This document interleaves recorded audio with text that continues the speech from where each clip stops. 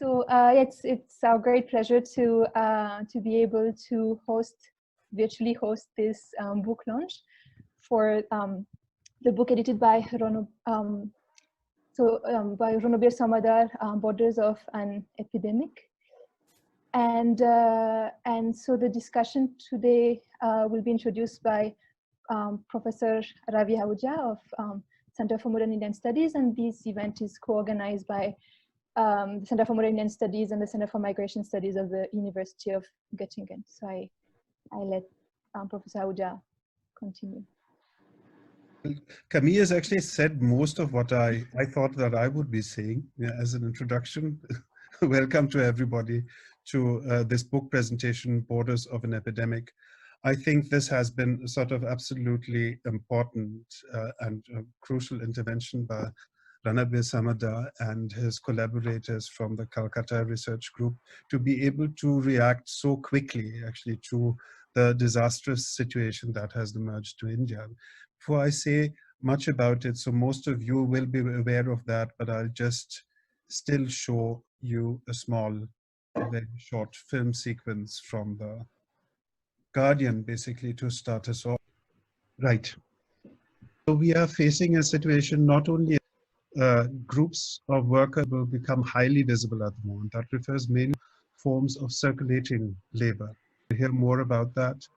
But even in countries like Germany, where people who are employed in caring services, who cross borders regularly, who work in agriculture and need to cross borders also for that, who are seasonal workers, are now being recognized and now becoming visible.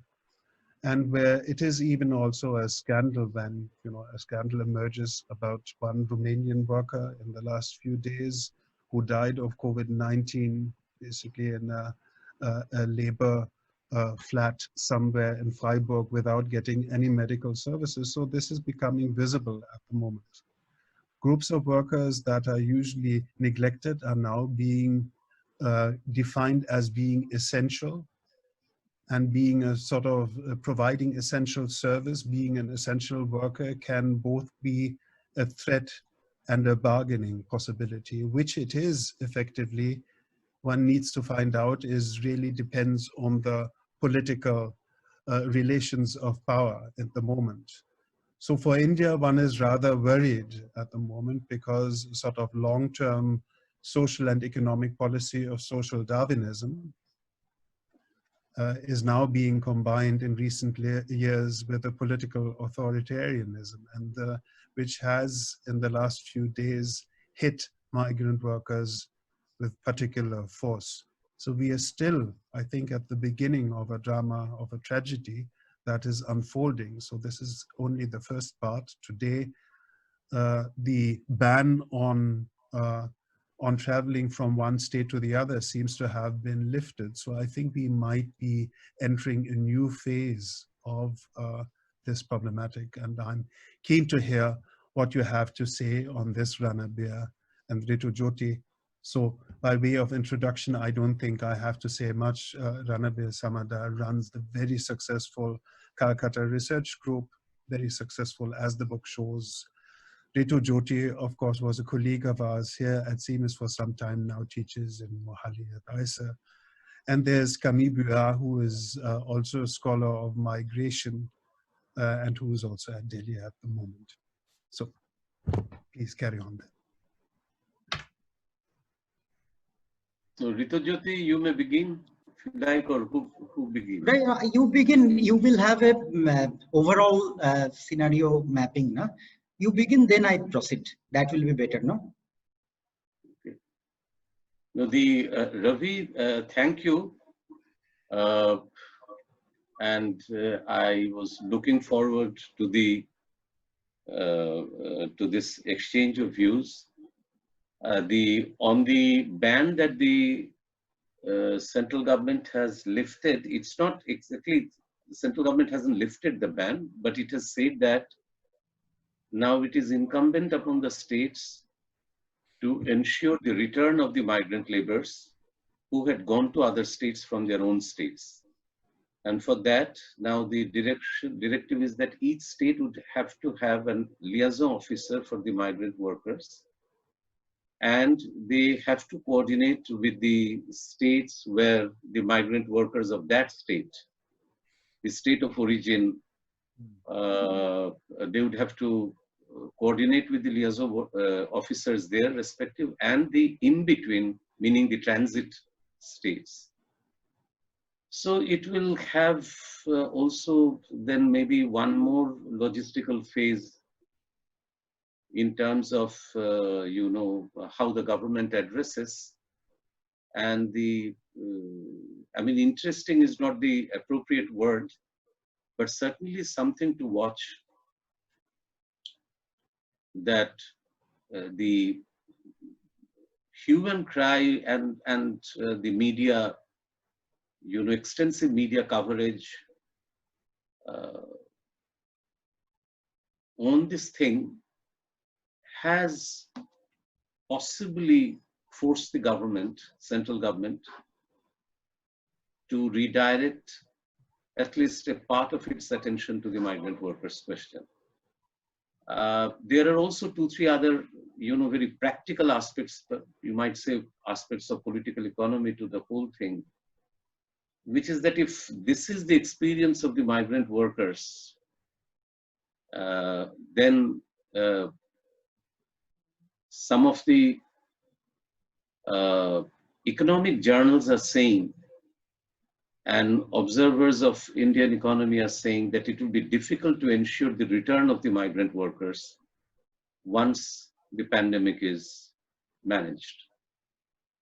Partly because the migrant workers had partly of course they would jump into uncertainty, but on the other hand, there is also true that a large network of information, formal and informal arrangement of remittance back to their villages, the way they got recruited, again formal and informal means, and the way they were quote and unquote taken care of in their places of work by employers.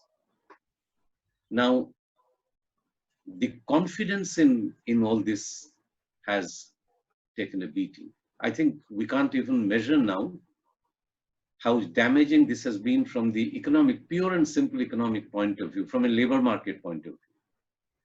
And I think that part of the government officials, if not the political leadership, but certainly government officials have recognized and realized the damage to the confidence of labor in the working of the labor market. And this is an irreparable loss to the functioning of the way in which labor market economy was operating in the country. So the measures that you see will be, I think they are directed towards that. But interesting is that, and I will stop with that, that while Reserve Bank has announced packages of relief and support to different industry groups, the last and the, probably not the last, but the latest being the mutual savings companies, 50,000 crores. It has injected nearly 2 lakh crores of rupees into the banking system and various other measures.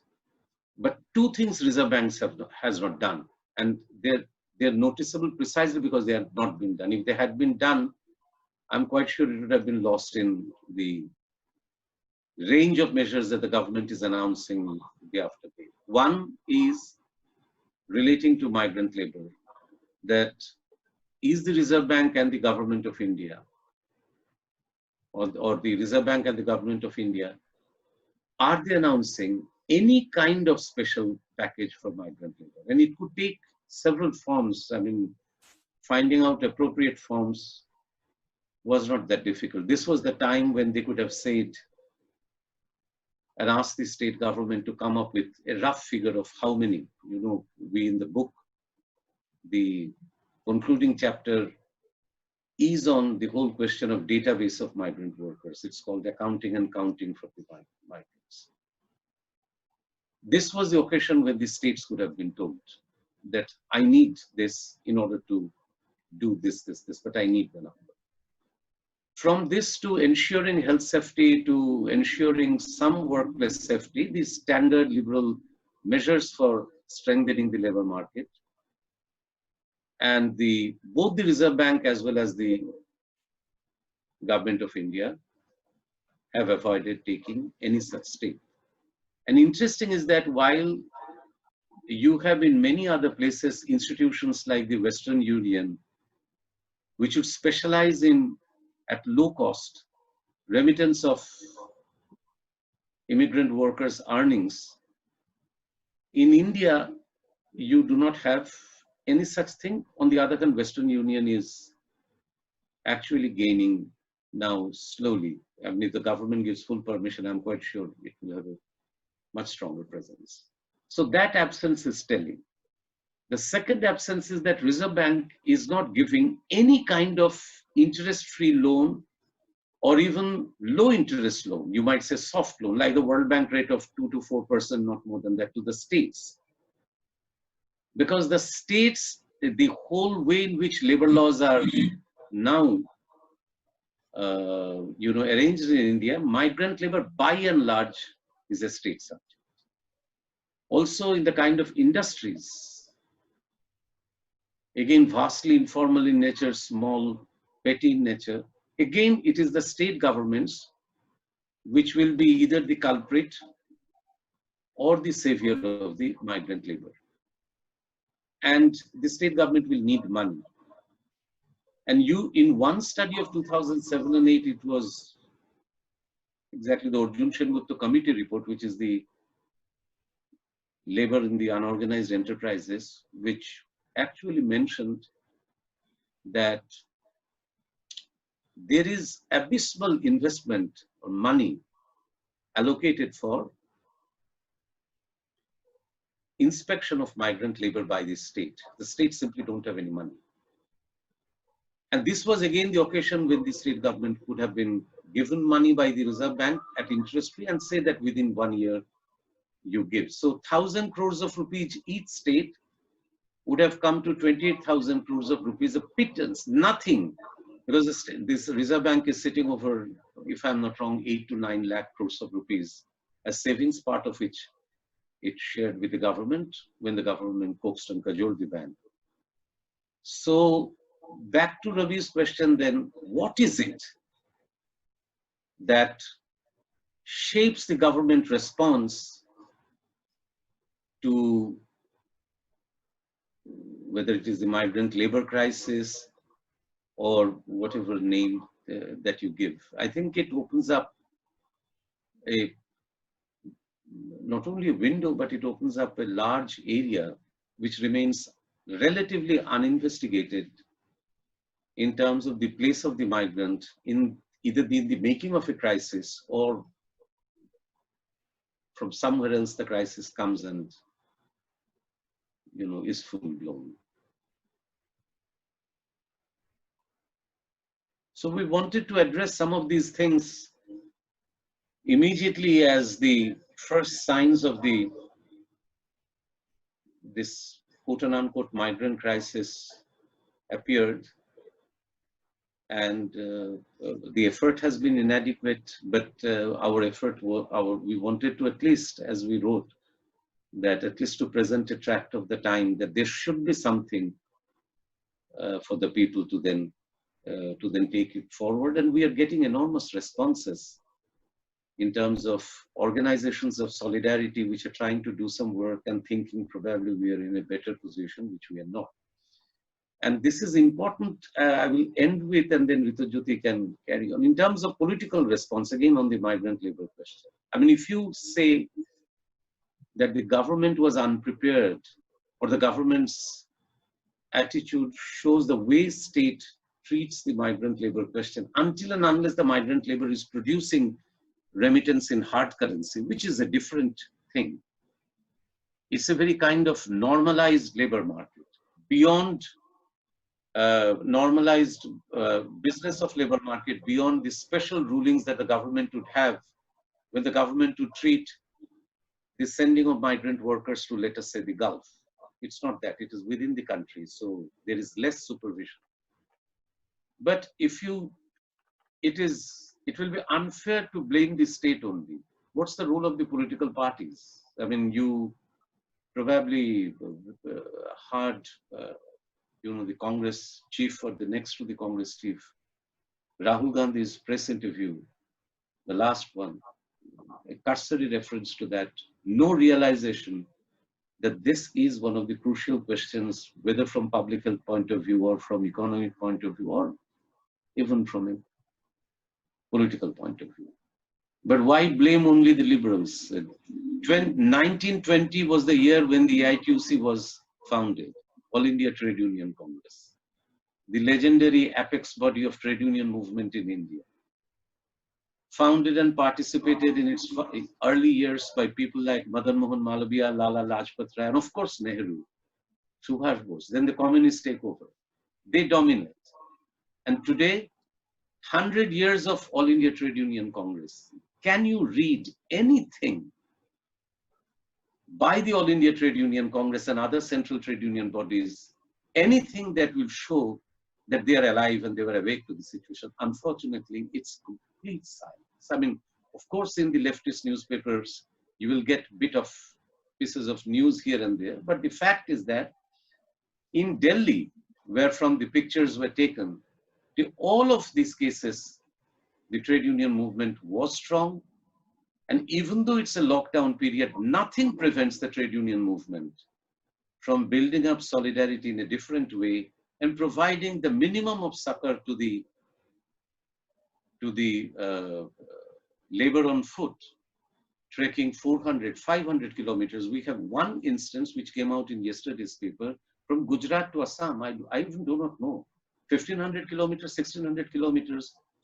So if that is so, in each of the cases that the trade unions could have done one thing or the other. It's not that they did not do, but they did like all human beings do in terms of solidarity, philanthropy. But I do not think that there is even the minimum amount of political awareness of the significance, the gravity of the situation, involving migrant labor. So in that sense, when we wrote that epidemics too have their borders, it's borders of all kind, the bounded territory within which conventional labor politics works, and the way migrant labor actually completely upsets these kinds of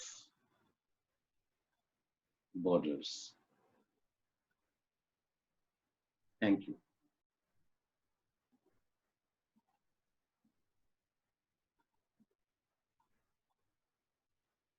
So thank you so much.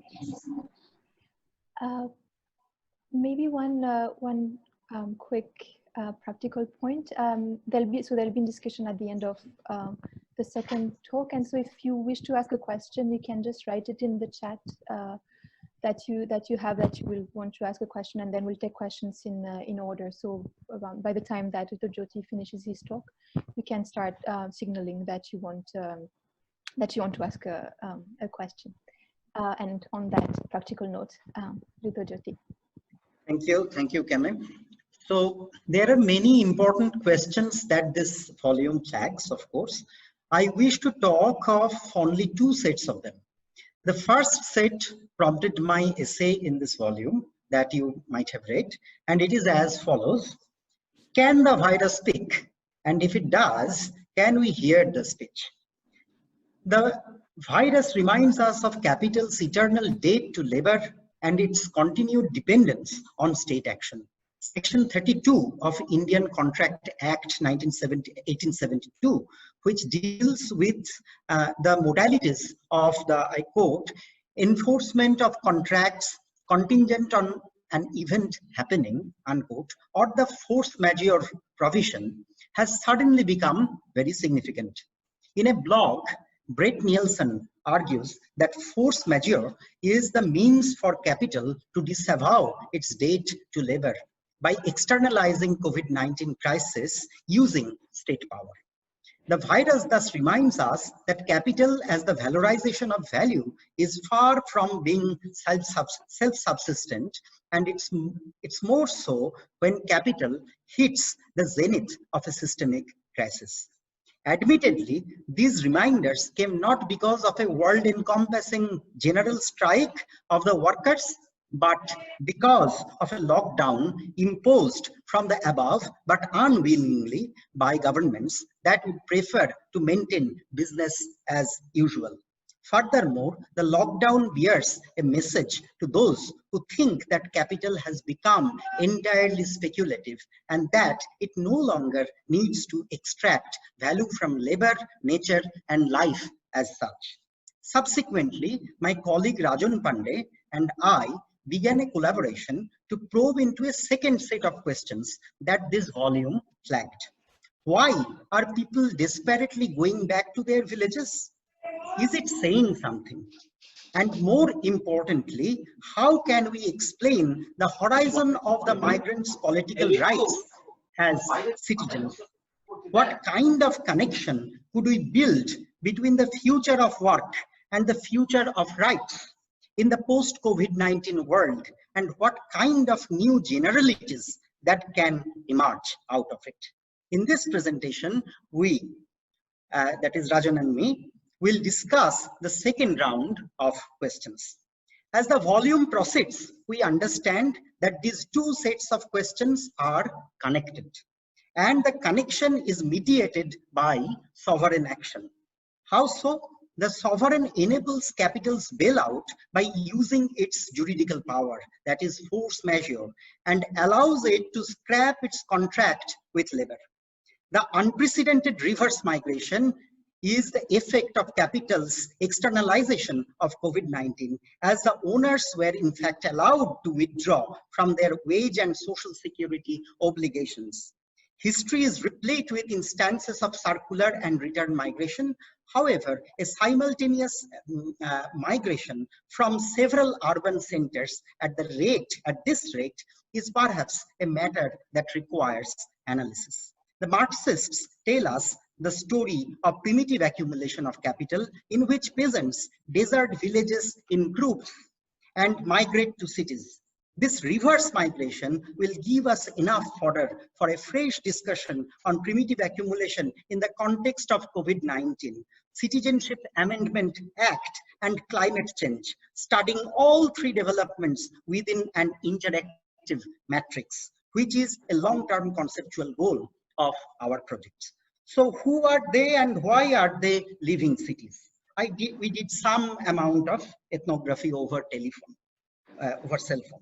So scholars working on the Indian economy and the labor market say that major employment in the last 1.5 decades happened in three key sectors, namely real estate, construction, infrastructure, urbanization complex, logistics, supply chain, big data complex, and leisure, tourism, civil aviation complex. In other words, growth occurred in the tertiary sector.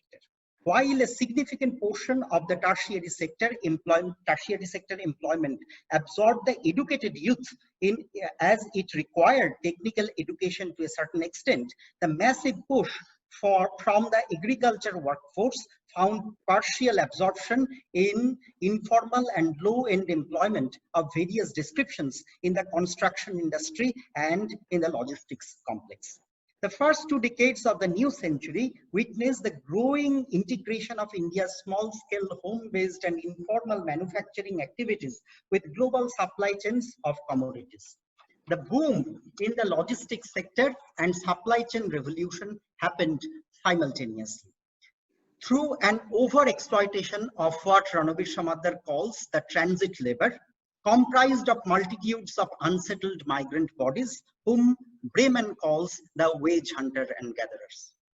A recent survey of 3,018 migrant workers in the construction sector in Delhi and Lucknow reports that 63% of the sample could be termed as single migrants, making 2.55 trips each year to their villages and dividing the year almost equally between the city and the village. More strikingly, over half of them had been into this circular migration for close to a decade or so.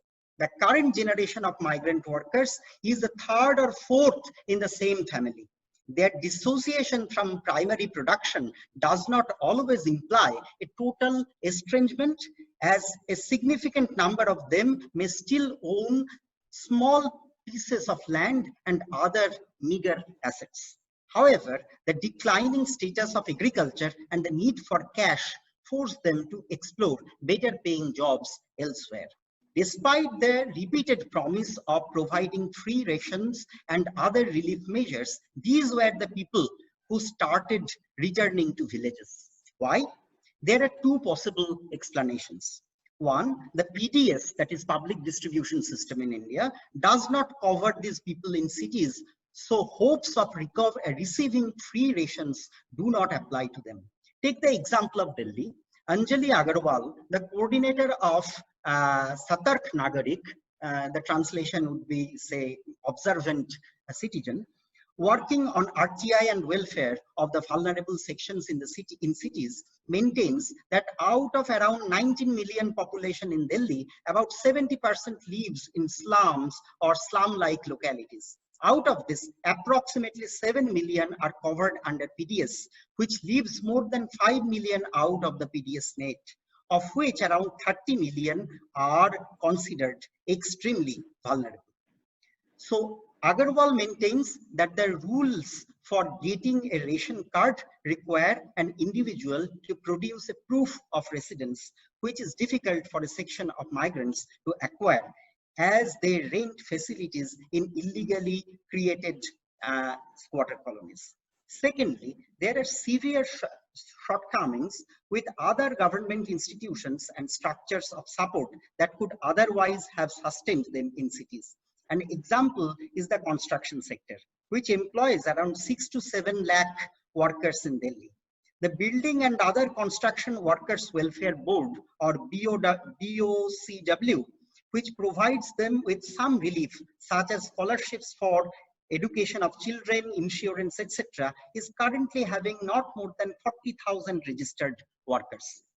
The exclusion of the majority of construction workers from the domain of BOCW can be attributed to the strict membership rules, which demand elaborate paperwork, a condition that only a few of the migrants can meet.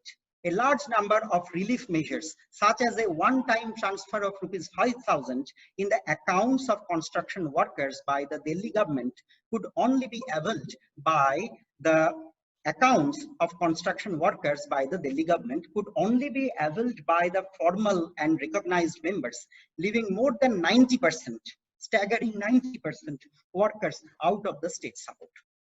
The urban migrant members of the informal economy we are talking about leave PDS and voting right back home in villages, along with the safety cover that comes with them. This is one of the major reasons why they are so desperate to go back in search of subsistence when opportunities in cities where they lacked this kind of safety cover got over. Furthermore, it is also in this zone alone where their voices matter, which justifies their decision to go back. If we have to think of migrants' voice in pool centers, we have to call for a major electoral reform in India. One should have the right to cast vote wherever they work and live. We are talking about a system by which I can vote in the local elections of Punjab, where I work, and I can send my vote by postal ballot when there is an election in Calcutta, which is my permanent residential address. It is only at the time of a national election that I have to forego my voting right in any one of the two places. In India, the members of the working class have managed to cast a vote in multiple constituencies by using forged voter ID cards. In a way, this is how our democracy has remained vibrant. A formalization of this practice will undoubtedly make the regime at the pool centers to be more responsive to their demands. It will also make the opposition parties more attentive to their welfare function as well. The overall impact will be an expansion of the political community in India. Some anecdotal instances, I'll end with those instances, will substantiate our point. In Uttar Pradesh, the Panchayat polls are scheduled to be held very soon. This has already put election aspirants in a competitive and active mode, who are trying to win the goodwill of their voters. When a large number of workers returned to their villages from cities, the state government asked the panchayats to quarantine them using public facilities such as school buildings. Due to lack of clear directives, timely disbursal of necessary resources, and also owing to general attitude of leniency, many sitting village heads or pradhans, we call them pradhans, did not prepare essential arrangements. Thus, while the quarantine centers in villages of UP were set up mostly in government schools that were lying vacant, provisions of food, proper electricity, toilets, etc. were not made. However, once the workers staying there and their families started making repeated complaints, aspirants for the upcoming elections began turning up at these centers, and some even started making arrangements for the workers through their resources to earn their support. The moment this happened, the sitting pradhans swung into action and ensured that necessary arrangements such as food, lighting, cleaning, etc. are made. This shows that though the workers had to face neglect in the workplace and in cities, they could bargain and ensure a preferential treatment in the village where they had a membership in the political community. These workers were only migrants in their workplaces, but once they reached their villages, they transformed into citizens, worthy of dignity and possessing the power to bargain with the government agencies. That is the primary reason why they decided to take all hardships to return to these sites of guaranteed sustenance. It is almost certain that a large section of the reverse migrants would not be able to get their jobs in cities, towns, and peri-urban areas back. This means that agriculture is supposed to absorb a sizable surplus population. It is well known that the agriculture sector in India has been in a dire state for more than 3 decades now. The situation continued to worsen under the current regime. The plight of India's rural economy after 2014 can be gleaned from a Reserve Bank of India survey, which found that the real wages after adjustments made for inflation had in fact plummeted steadily since November 2014. Now I conclude. Perhaps there is another reason behind this reverse migration that reveals itself only to a social historical analysis. We as scholars regard migration as a province of the poor, as part of their survival strategy. We do not bring the highly migratory middle class in this story and then attribute political and economic rationalities behind poor people's migration. As we talk to them, we realize that they're going back to their homes also because of their commitments to families and team members. The lockdown might have hit the cities first. However, as time progressed, remittance lines began to shrink, causing hunger and distress at home. Many emptied their bank accounts, kept it attached with their physical beings, and began endless walks. Distress makes people homesick. Being homesick is not a middle class monopoly. Thank you.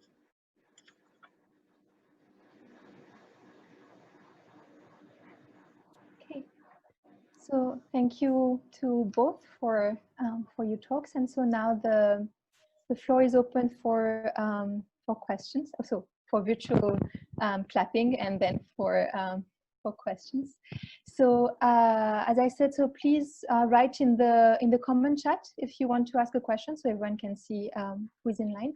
But so John Harris already signaled that he wanted to ask the first question. So please go ahead, and just see that you are muted, so you'll have to unmute yourself first before you can ask the question.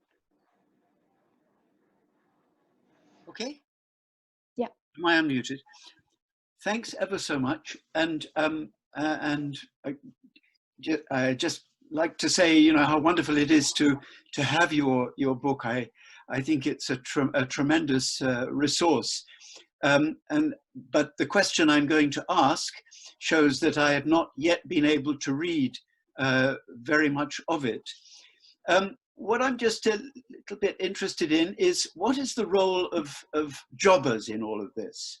I mean, we know a lot from the work of Jan Breman, to whom you referred at one point, about the conditions of neo-bondage, of large numbers of those who are migrant workers. You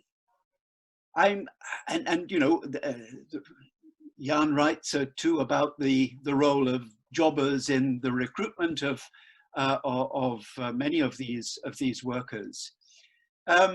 I hadn't yet read enough of your work to know whether there's observations about the what's been happening in regard to the jobbers through this. And, you know, coming back to what Ranabir was saying about, you know, what's the future? Are people going to go back? Surely much will depend upon, the conditions of neo-bondage, which affect the lives of so many of these guys. Thank you. I mute myself now, yeah? Yeah, perfect. So if you want to answer. Ritajyoti can answer. So we, as I told you, we did a very hasty interviews, a sort of kind of hasty interviews over phones, because that is the limit that the COVID-19 set on us. What I heard is that, at least it happened in my city, Chandigarh. I heard that I heard that some jobbers organized return migration just before the lockdown was imposed. So I was talking to some people who work in one of the crematoriums here. There was one unfortunate death in my campus just before the lockdown was imposed, and they were discussing that the person who brought them is responsible to take them back as well, and that person was discussing procedures with the cops in lieu of disposing the decomposed body, dead body in my campus. So this much I can tell you, that probably these migrants put some kind of pressure if jobbers are around in the city, and jobbers kind of negotiated between smaller regime functionaries to get certain licenses that are needed to cross boundaries, etc., state, interstate boundaries, etc. But I don't know very much as to how it unfolded. I really don't know, but it's an incredible question. I'll definitely, when the lockdown is lifted, I'll definitely try to probe into this.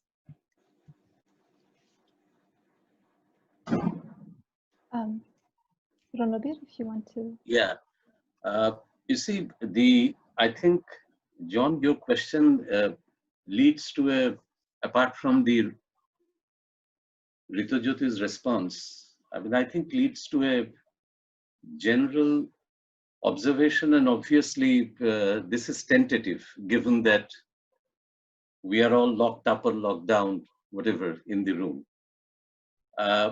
But my understanding is that when I use the word migrant crisis, I used it in manifold sense. I think, and as I said, it's a tentative answer, but I think that the way the crisis around the migrant worker issue suddenly burst on the scene, it damaged and it tore many kind of linkages, as a crisis is expected to, to behave. And I think its impact on the kind of caste, clan links, economic links, the kind of networks that facilitate the journey of a laborer, let us say from the district of Malda or Murshidabad to Kerala, which is traveling across the continent. Now here, my own understanding is that in one sense, and as I say, this is a very tentative answer, in one sense we had overestimated the role of the jobbers, and we had partly underestimated the way the collective of the migrant labor moves from town to town. There was one of the most fascinating studies in which I was partly involved, but I benefited from that, of two studies. One, the group of Bihari migrant laborers from the flood-prone districts of North Bihar, the Kosi river delta, who traveled to Delhi. And when Lalu Prasad Yadav, when he was the railway minister, he introduced a train which was called, I do not know, Garib Rath, so you can, the chariot of the poor, and where you wouldn't have to buy a ticket. So the state was facilitating the going of the migrants. And the study that we did in 4 districts of North Bihar, Saharsa, Samastipur, and the 2 other districts, everywhere it showed that the families also wanted the migrants to go. The migrants' own information system was very, very strong. And at the same time, the recruitment pattern, in some sense, reminded you of late 19th century recruitment patterns of how labor from the villages were inducted. The difference being that the government was now becoming an active element in the whole thing. But once the process begins, I think it acquires its own life, or it acquired, and so therefore you have a gang of laborers, construction laborers, or I could speak of actually a much more intensive labor scenario in the small scale and artisanal mining, riverbed quarrying, sand mining, the whole field of artisanal mining and illegal mining in India. The case of Bellary mines in Karnataka, for almost 10 years, completely illegal, and one of the massive mining exercises in India in the wake of the Beijing Olympics in 2000. So in all these cases, it has been found that the labor collective, the city comes up, and once the task of constructing the new city, the new town is over, then the labor band moves on to the other construction site. And so you have there certainly the role of jobbers, but I think the groups of laborers under different, recruitment, formal and informal agencies, they too kind of decide. But this is then blown apart as soon as you have a crisis like the COVID-19. And this compounds precisely because of the lockdown and the public health implications of the return of thousands and thousands of migrant workers. The way we see public health, which excludes the migrant worker from the sense of the public. They're really migrant in that sense. They do not belong to any public. So while Ritojyoti's hunch is partially right, that jobbers may have facilitated, UP government is now actually, as he was right, for electoral consideration, actually now saying that we will protect our migrant workers. West Bengal government has woken up to the fact we have our migrant workers we have to protect. But all this is forced, and this unanticipated behavior of the political actors is partly because of the fact that the migrants decide to return. And this, I think the interesting question, therefore, that your poser leads to is what explains the massive uniformity of response across the length and breadth of it. the migrant worker from Surat, 2-3 rounds of cases, days of firing upon them when they wanted to escape the city. From Kerala, where agriculture would come to a standstill if the migrant worker is not there. From Karnataka to Assam, from where people want to come back to Bengal, or from Delhi. What explains, on one hand, you have no formal organization, no formal platform where all these migrant workers are assembled, at least nominally. And on the other hand, you have an unprecedented uniformity of response. People simply walk out and they start, So at one level, what I'm trying to say is that if you take seriously this notion of the autonomy of the migrant, that the migrant actually behaves autonomously. I know I'm speaking of relative autonomy, a very traditional term in politics. But I think that the whole, argument about the autonomy of migration as an act, with all kinds of qualifications, but it gains new traction, it gains new resonance when you look at this situation. So I think your question is very important. It actually goes beyond the jobbers question, and it asks us to examine the way in which this crisis unsettles all our traditional ideas and also traditional linkages, traditional structures through which we wanted to understand migration and through which migration probably happened. In some way, it takes us back to late 19th century. I have written elsewhere that too was a period of several kinds of epidemics and crises and hunger and massive migrations. In some way, we can say that new patterns will be. But this leads me to the second question, which is that in a post-COVID scenario, what will be the place of the migrant and how migrants will be recruited? Again, and this is more of a conjecture, so we shouldn't go too much into that. But from the economic part, at least this much, my own sense tells that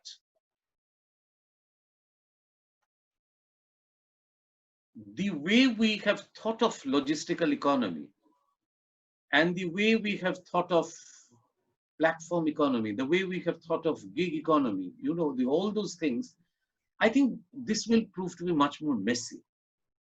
And our theorizations of what constitutes the logistical part of labor, what constitutes logistical labor, what constitutes the way in which labor as commodity would be traveling from one market to another, from one physical part of the Indian territory to another, would have to be rethought.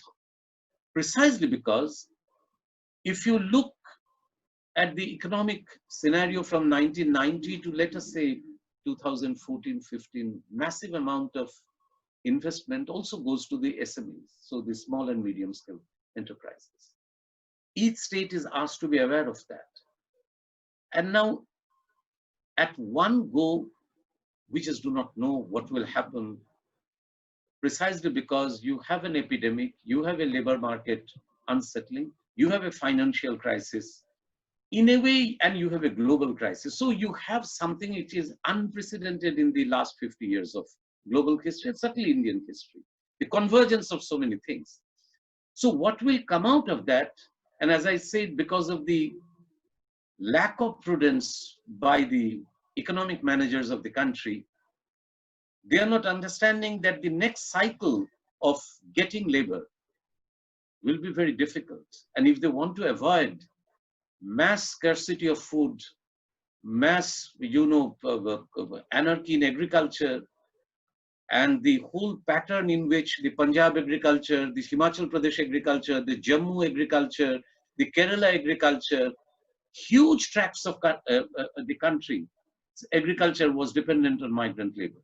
So it's not only small industries, diamond cutting, or in Meghalaya, the rat hole mining, or in sand mining that you find migrant worker, or construction, everybody knows. So what will happen then? Only Kerala proves to be, let us say, belonging to the category of the enlightened rulers, who know that if they don't protect the migrants, then Kerala agriculture is over. And they learned it in a very hard way because they went through the flood last year.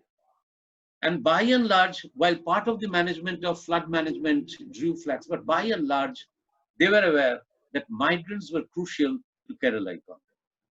But unfortunately, rest of the, the economic managers are not so enlightened.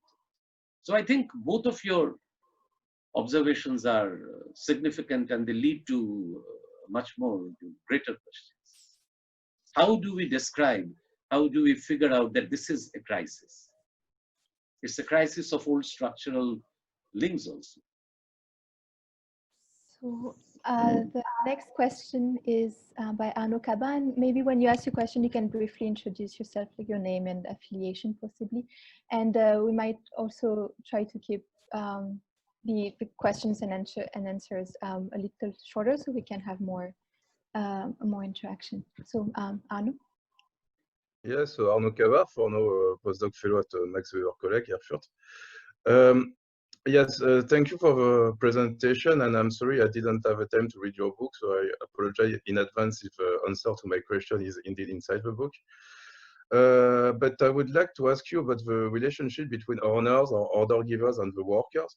This is because in my place of study, Firozabad, the news I had is that owners still give food to the workers. Of course, they don't want to disclose the wages because they have all in their treasury and they don't want to risk their capital, but still some are working for reproduction of workers, of the workforce. And with a kind of patronage attitude. And I know it's very different because there are not so many migrant workers and they're not migrating from so far away. But I was wondering if in construction or in the other sectors that you've seen, there is actually a kind of help by the owners or the order givers to the workers, especially in terms of food.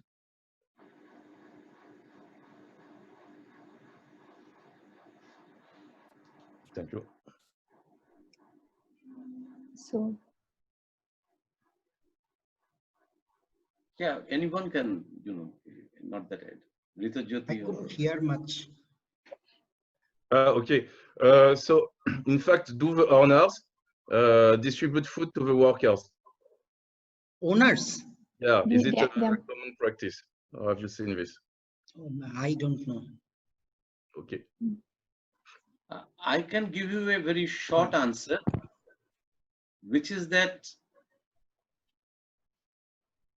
generally in the organized setup and in some of the unorganized setup, provision of food at a cheaper rate has been in vogue. And certainly in the factories, cheap canteens are the norm. There have been repeated strikes by workers because they did not get food.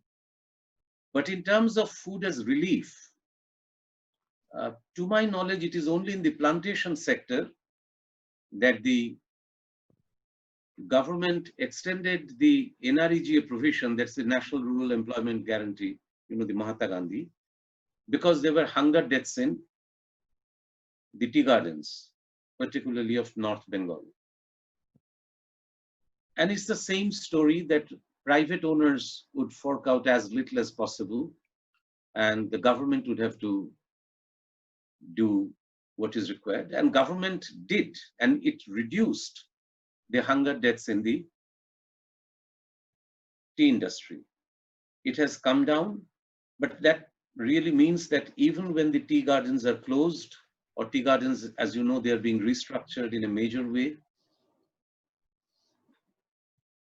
the workers are actually reduced to then being dependent on, which is, first of all, not very sufficient, but all we can say is that this 2 rupees a kg rice to the tea garden workers, lakhs of tea garden workers in northern Bengal, and now free rice has saved many of the workers from dying. So whether that would be repeated elsewhere as a model, that I cannot say.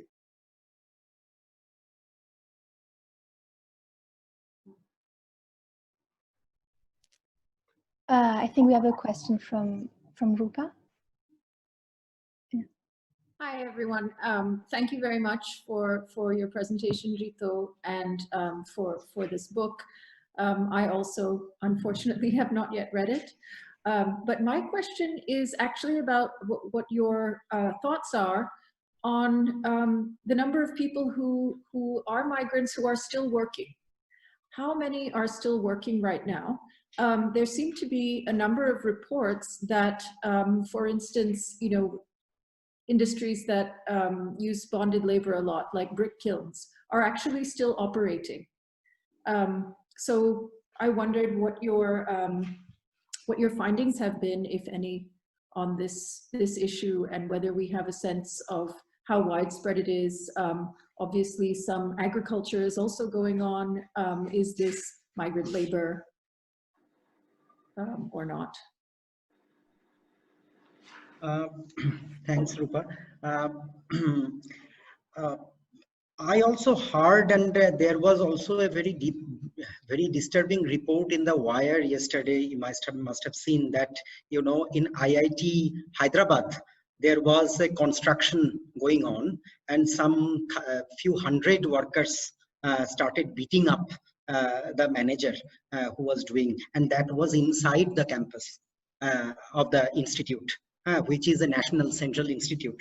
So of course these things are going on, not exactly maybe in the cities, but once you move to peripheries, you move to places where journalists don't go. So these things of course are going on. In Bawana and Narela, some information we got, and we found that they have those peculiar factories where they have seasonal production. So if you have one round of production at the time of Diwali, you have another round of production at the time of Rakhi, for example. So some of those factories are also operating. There are some news items that we found, for instance, in certain markets in Delhi, for example, in bakeries, for example, people are still working. And also, if you look at the sectors that are called essential services, that are exempted from these things, and which is also very important, I think, because people are also going back to the rural areas because actually economic activities are happening in the villages, right? So, for example, what of the supply chain is affected is actually an ethnographic question that we are asking in this project. For example, the cargoes are not moving anywhere. So international supply chains are somewhat off. But within the region, within the, say, Himachal Chandigarh border, or say Himachal Punjab border, fruits are coming from Himachal. So different forms of cooperation are also emerging. For example, cab drivers are becoming fruit sellers. Auto drivers becoming fruit sellers. Stable main road street vendors are reporting that they are taking a lota mote and also a van to go to the neighborhoods. So I'm saying that a lot of tiny economic innovations within the localities are also happening. There are certain kinds of very interesting regrouping that are happening, economic regrouping that are happening, which would also be very interesting. So I'm not saying that informal sector or economy unequivocally being affected. Yeah. So some track. Yeah. So I was going to just add, this is also, I've also read about, children who are now not in school being made to work, so that is also happening. That is also happening. Also, for instance, a section of the family that does most of the domestic work in our campus, for example, there is a large family that does it. A section has gone home. A section is stranded in a red zone of that family only, and a girl who might be underage is inside campus. She is actually managing at least 9 houses, 9 families. So also kind of over exploitation of those who are available, that is also taking place for sure. So yes. Thank you. I mean, it's clear in some sense that if you take West Bengal, Now in West Bengal, the government has removed all restrictions for the movement of agricultural produce from one district to another. And I think when the whole thing would be over, if it is over, you will see probably the more interesting question will not be what stopped, but what continued. Yes. And the massive transportation of goods, the way electricity, telephone services, telecommunications, agriculture, the cities are being fed and kept on the whole, alive. And a large amount of rechurning of the labor processes, that's what I'm saying. The way in which labor markets were organized, a lot of reorganization is going on, and where you may find that laborers may not want to work because they want to also say that we want to safety. So there are instances of coercing labor into working, saying that this is an essential service, so you have to do. And you will find newer branches of economy being declared essential. So we now have a few questions lined up. So first comes Ravi Ahuja, and then Yalka will be asking. So Ravi.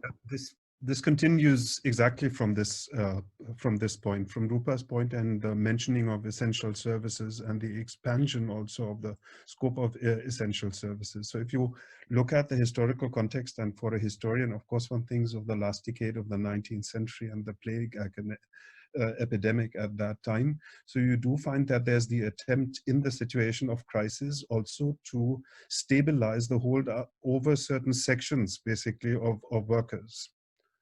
For instance, sanitation workers, crucially, but also in Bombay, textile workers. So housing policies become important. So the question is, so it sounded to me, let's put it like this. So one possibility could be that the already segmented workforce of India is further segmented, basically through processes that begin now. Is this something that you can see? So because at the moment, it seems to be a sort of unified process you were talking about, but would not be segmentation one of the possible grave consequences? Okay, stop. Segmentation along, meaning what kind of lines?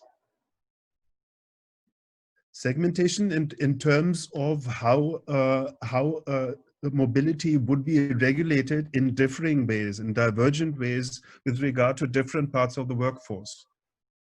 Okay, so it could mean, so one of the consequences of the crisis could be an effort to impose much harsher control on certain parts of the workforces than on the other. That may be possible, but I mean, it's possible. But I think that my own, sense of confusion over the emerging scenario is that the government or the Reserve Bank, they have no clue as to how they will go about in terms of reorganizing the whole thing.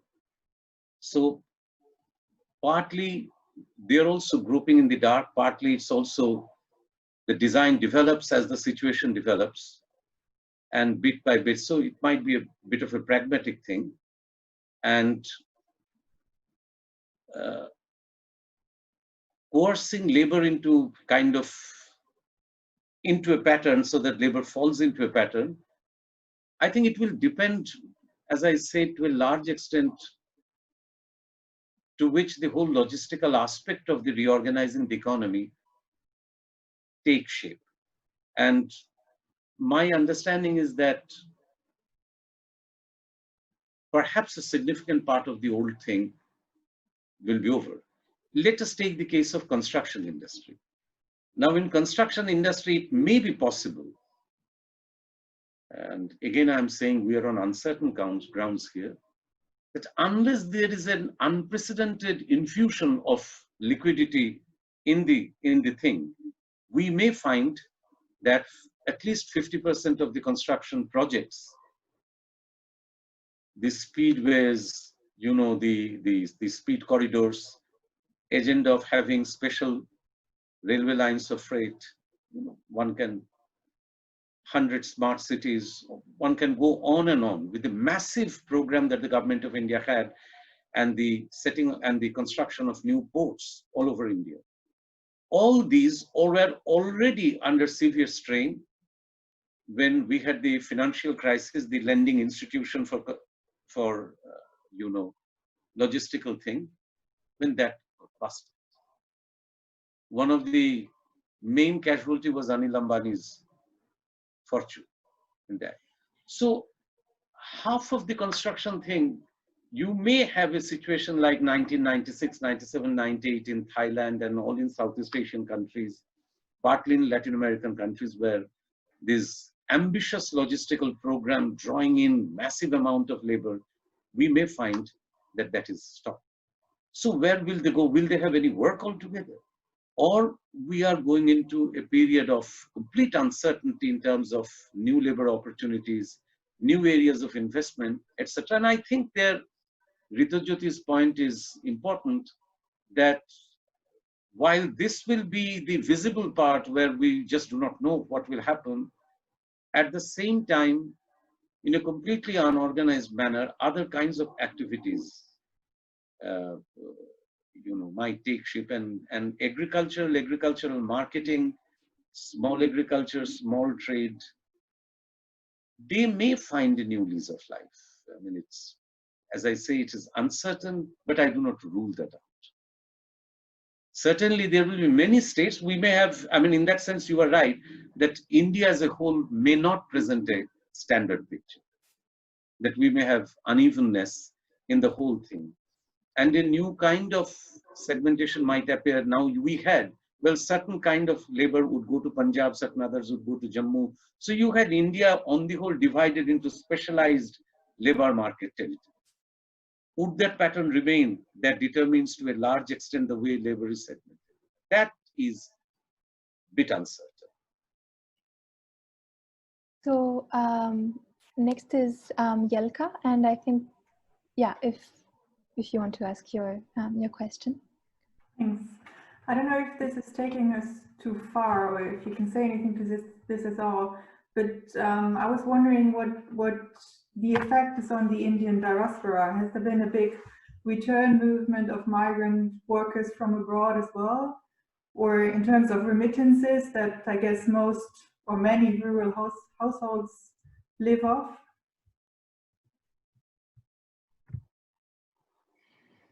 I mean, they returned in large number in Kerala and Mumbai. I mean, Kerala's return, and the first outbreak of the virus was when this massive from the Gulf, and from the Gulf a large number of you know, migrants have returned, and whether this would be the pattern elsewhere, I don't know, but certainly migrants from Gulf have returned in sizable numbers all over India, all over India. And how the national economy, quote and unquote, would absorb that kind of thing, where remittance is reduced, where interstate flow is reduced. This is an uncertain, you know, and the way the revival of the economy is being planned, that is actually I mean, that doesn't show, as I said, any kind of awareness to this problem. There is possibly the idea that we might return to the pre-COVID-19 days. But that this is a watershed in many ways. There will be no return to the pre in that sense. I do not know, because, you know, many of the economists had advised that you must inject money into the poorer households, accounts in institutional, non-institutional ways. That's the only way. And as you know, Abhijit Binayak actually suggested that print money. He said that's the best way. Forget about the threat of inflation. We will tackle it when it comes. but print money. Now, on one hand, the government wants to be in that sense strictly monetarist and neoliberal, that it wants to keep the entire deficit under control of 5%, which is the Act says. And on the other hand, save the economy and yet ensure the return of the migrant workers to their old places of occupation. These are too many imponderables that the government thinks can be managed.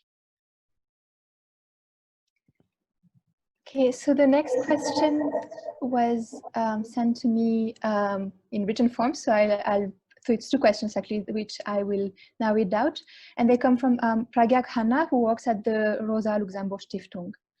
So the first question is about trade unions. And the question goes that, so what do you think would be or suggest as a comprehensive trade union response? And what would that look like in India at the moment? And the second question is that regarding the projection of migrant workers in the media as victims, so whether that allows to soothe the neoliberal sense of the elite, thereby arming the state to control them, so that if they're not treated as victims, then they are projected as crude bombs ready to explode, albeit erratically. So question about the media portrayal of the migrant as victim, and between what you said about agency of the migrant and the way the portrayal can be used or politically. So these are the two questions. Ritojyoti. Yeah, so I can talk about the first question, the trade union response, since I also work with the trade union that is called National Hawker Federation. So as I said, electoral reform, massive electoral reform is needed. If you want to see migrants as citizens in their pool centers, then they have to vote there. And they should not forego their voting right at home either.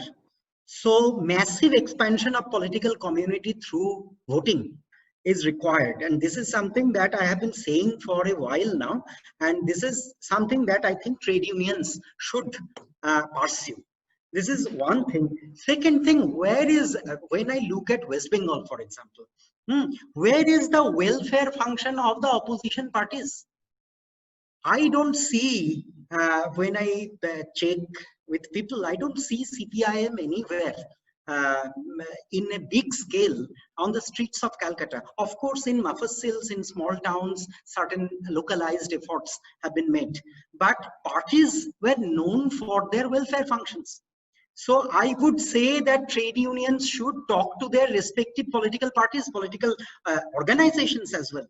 That is what is required. And these parties have to pull money, the parties have to talk to their parliamentary bodies and legislative bodies, and they have to come up with some kind of comprehensive social response. If I look at relief right now, I would say that NGOs have done much better than political parties. When did in India did NGOs become more important than strong regimented political organizations like, say, communist parties? So I would say that trade unions should bolster the demand for an electoral reform. In local elections, every migrant will vote where they work. That is very important. And there will be a postal ballot. That is very important for migrants. If for government servants there are postal ballots, why not for migrants? So I would say that talking of postal ballot, talking of a revision, massive revision of electoral pattern, how people vote, etc. Because anyway, it is well known that migrants have to forge voter ID cards to survive in various cities. So I am talking about a formalization of this. So one person can vote where they live. So if it is 6 months and above, we can think of these modalities, the logistics of that reform. So I think trade unions have the right moment now. COVID-19 shows trade unions what a general strike can look like. Trade unions have forgotten that. So I would say that COVID-19 says that general strike looks like this. So let us learn from COVID-19. Lockdown can be from below. So I would say that trade unions have a lot to do. I think I am a trade unionist, so I am very emotional when I say these things. Okay, thank you. My answer to Pragya's question is important, will be partly, in line with what Ritujyoti says, but partly I will take a slightly different path. You see, the migrant, in the way migrants have walked back, they actually show that there is something specific to the migrant situation which the existing structure of trade unions cannot address. It's not a question of goodwill or enough political will, etc., etc. So there is no point in fulminating that they could have done, they did not do. On the other hand, I'll give my opinion very briefly on what I want to say. In fact, it shows that what Ritujyoti calls NGOs, but NGOs supporting, but something again, Ravi, a reference back to the late 19th century, and again I say that today's situation resembles in a major way the late 19th century and the early 20th century scenario, where we had a very strong tradition of mutual aid societies, cooperatives, and other forms of solidarity associations. Now, trade unions being the main route of working class activism is it is a recent history, let's say history of maximum 60, 70, 80 years. And it's a history which we have been bought into. So one, that it shows that since trade unions are, and I'm reminded of Maruti again and again, something again which we studied very closely, the Gurgaon labor trouble from 2005-6 to 2013-14. On one hand, trade unions will mobilize the workers, and that is their mandate, that is what they do and they should do. And they have done enormous, therefore taken humanity forward, which is the workplace-based, the occupation-based, centering around your place of work, the organization, mobilization, etc. So even in Maruti, when the demand was that you should shift the agitation to Delhi, the Maruti workers refused. No, we stay put in Gurgaon and in Manesar. And many say that that would have been a much better tactic. On the other hand, solidarity associations, mutual aid associations, cooperatives, and particularly solidarity associations are place-based. So you will find that on one hand, let us say typically an organization of auto rickshaw drivers in Calcutta. On one hand, they are organized along the auto rickshaw, you may use the word union line. But on the other hand, they are auto rickshaws of a particular locality, a particular place. With regard to migrants, I think it's a great challenge. It's a difficult one, but my understanding of labor movement and my understanding of the whole question is that a labor movement structure that focuses on craft, that focuses on a profession, that focuses on a factory, etc., etc., will be of only partial help in terms of addressing the migrant worker, particularly the type of migrant workers or the group of the range of migrant workers we are addressing. So that's where government help, the way ownership is structured, everything together. I mean, I will make a very short reference to, we did a study on the new town in Rajarhat. Now IBM will come. IBM will never construct any establishment there. IBM will give the entire job to a developer. The developer might be the DLF. DLF will find a financier. The financier will then engage a construction company. The construction company will now engage the touts in the village of Malda and Murshidabad, where the construction labor comes from. And the construction labor to get the proper wage or whatever, the IBM has washed his hands off. And the IBM, the day it wants to walk off, it will walk off with probably 3 months' notice, with no burden left behind. No property left behind, simply because the way now production is organized in a different manner. So there are certain, types of jobs where migrant laborers are employed, where it's a kind of logistical labor, where you may find other forms of organizations are much more effective than the traditional trade union organizations, who are run on the whole efficiently by political parties, but simply that will not work. And that takes me to the second question, that in fact, and Ritujyoti is right again, only thing is that NGOs are only the tip of the iceberg. The way in which the society is getting active also speaks of a very longer national tradition. National, I'm just saying because of lack of better word. Ravi was mentioning plague. And if you remember the Plague Act and the first nationalist act of killing, the person who was put in charge of enforcing the plague regulations in Pune, the Chapekar brothers. And at that time, plague happens in Calcutta, and you find the first kind of self-help organizations grow, typically initiated by Swami Vivekananda, who actually took the initiative that why not upper caste Hindus take the broomsticks and start cleaning the city. And then you have Tagore's famous lecture in 1903, which is a very, very well-known lecture translated in English and others, where in Bengali it is called Atma Shakti, which means the strength of your own soul, the strength of yourself, your self-power, which says, why do you depend on government? Why can't you organize by yourself?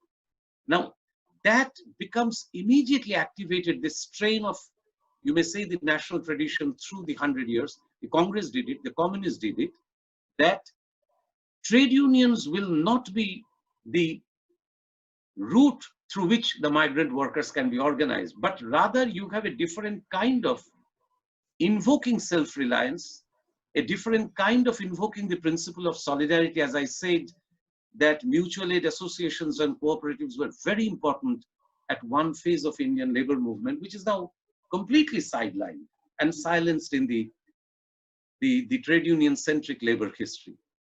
So I think it will be important to study actually how society is responding to this question. And not so much why trade unions are not responding. They have done, they will do up to a point, but it's simply beyond their remit, you may say. Okay, so we have another 5 minutes, and there is another written question from Ashwin from Center for Modern Indian Studies. So the question relates to the indebtedness.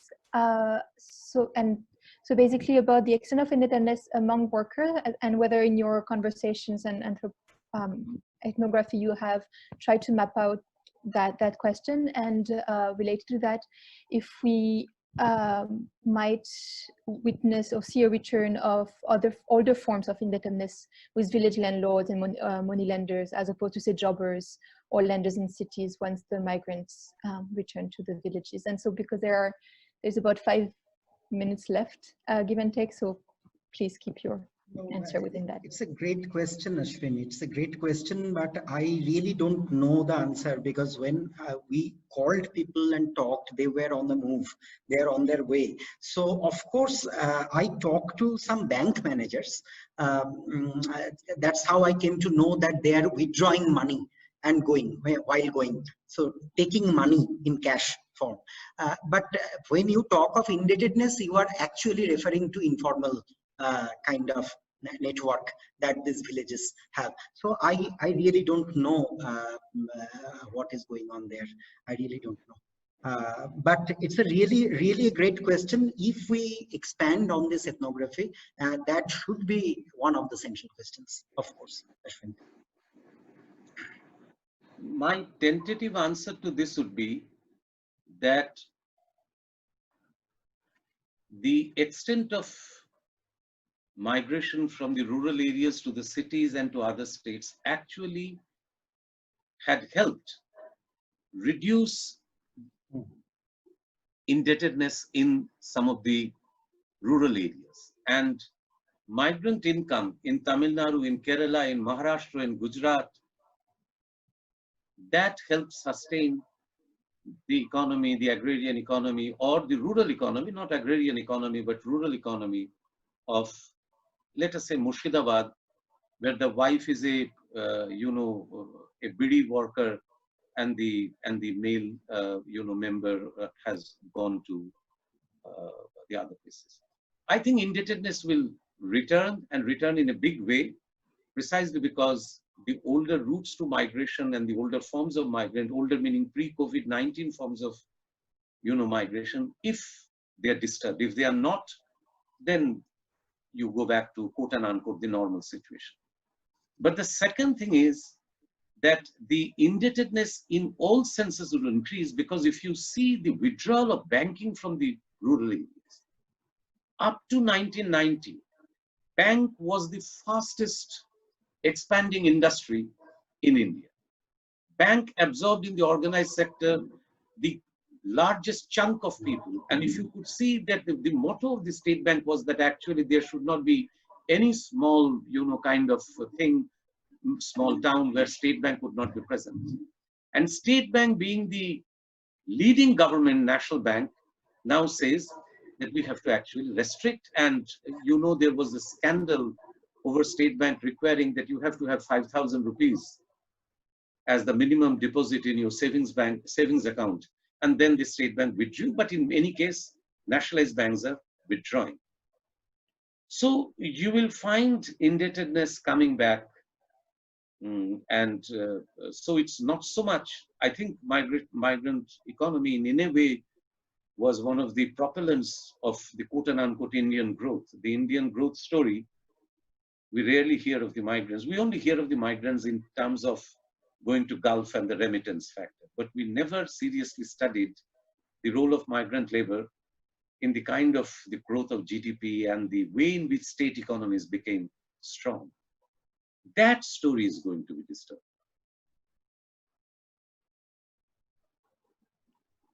Okay, so I think it's possibly a very good point to stop, because I think we also are running out of time. So I'd just like to thank both the speakers, Runobir Samadhar and Ritojyoti Bandyopadhyay, for their talks and for answering the questions, as well as participants for attending, joining us, and for asking questions. So thank you so much. And I guess if Jelka want to add further, or Karin or anyone.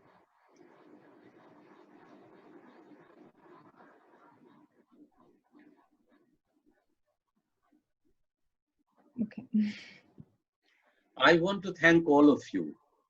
And I wish that there had been less question and answer, but probably more conversation among the participants. I mean, that would have been a great occasion for us to learn also. I see that I forgot to, you were better than me to forgot to unmute myself. So just wanted to say thank you, Anabia and Rito and Javi, for joining very promptly our invitation, and to every one of you joining to listen to this session. I think it was very inspiring and informing. Take care and stay healthy. I also want to say thank you. Also, thank you, Jelka. I think that was a very nice cooperation. We should definitely continue. And thanks to everyone for joining on such a short notice. And yeah, stay safe, stay healthy. And thank you, Camille, also for being the moderator. My pleasure.